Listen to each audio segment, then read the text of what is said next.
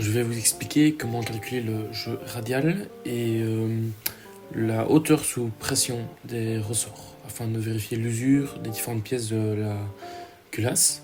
Donc ici on va remettre en place une des soupapes dans son emplacement. On va venir mettre la soupape à ras du guide.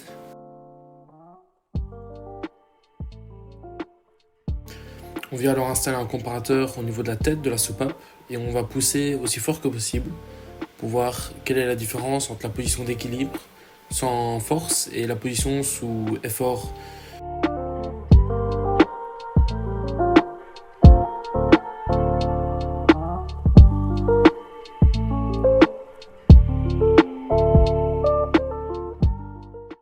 Alors on peut voir qu'en poussant, j'obtiens une valeur de 1,2 mm de jeu radial. Ce n'est pas très précis parce qu'avec l'ensemble des pièces qui bougent légèrement et le fait que ma force n'est pas régulière à chaque fois, c'est une valeur plus ou moins estimée, mais la plus régulière que j'ai pu obtenir. Je fais de même pour la soupape d'admission.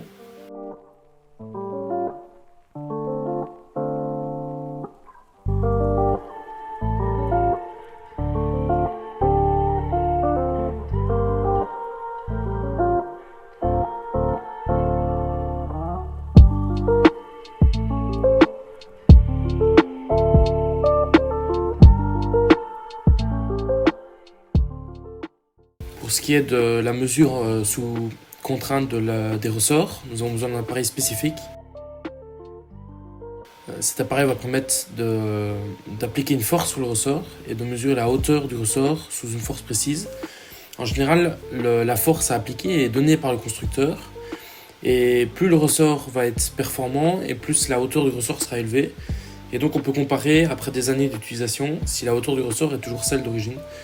Dans ce cas-ci, j'ai pris l'exemple de 45 kg de force et on peut voir qu'avec les 45 kg de force, le ressort s'écrase et obtient une hauteur de 36 mm. Je refais la même manipulation avec la soupape d'admission. N'ayant pas de valeur constructeur pour ce test précis, je ne peux pas vous dire si c'est bien ou pas, et obtient la même valeur que ce sont les mêmes ressorts.